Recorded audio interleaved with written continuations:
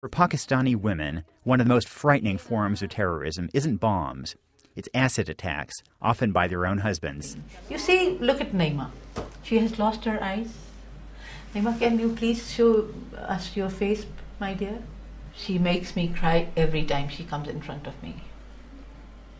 Can we imagine a human being like that? She was a pretty woman, a presentable human being. Yeah. 4 years ago, Naima Azhar was a successful real estate agent. She was making a decent salary. And then she decided to divorce her deadbeat husband, whom she was only with in the first place due to an arranged marriage. Look what he's done to me. It has been 5 years since I've seen the faces of my children, since I lost my eyes. The husband was an idiot. He used to just sell fruits on the roadside and never used to bring money to the house. Naima received custody of their 3 children in exchange for a large payment to her husband. He asked to come over one last evening to say goodbye to the children. While Naima lay dozing, her husband came in with a bottle of acid. He poured it all over her. The flesh of my cheeks was falling off, and the bones of my face were showing, and all of my skin was falling off. After the attack, Naima's husband fled. Neighbors heard her screams and came running. Smoke was rising from her burning flesh, and she was running about blindly, crashing into walls.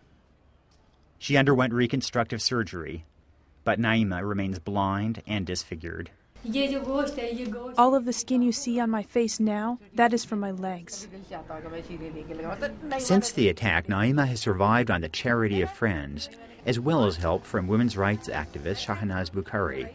Shahnaz is trying to raise money for a surgery to restore Naima's eyesight, as well as to prosecute Naima's husband.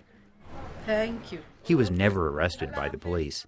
We need to get a very strong lawyer for her to fight her case and get the bastard paid lawyers. We can get hold of them and see that he should be brought to the gallows.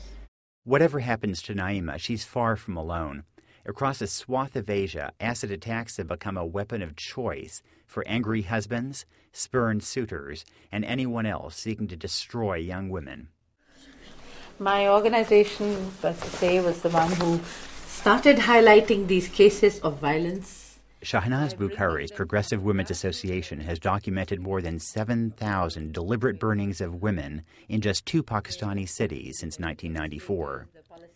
In some cases, women were set on fire. In others, acid was thrown at them.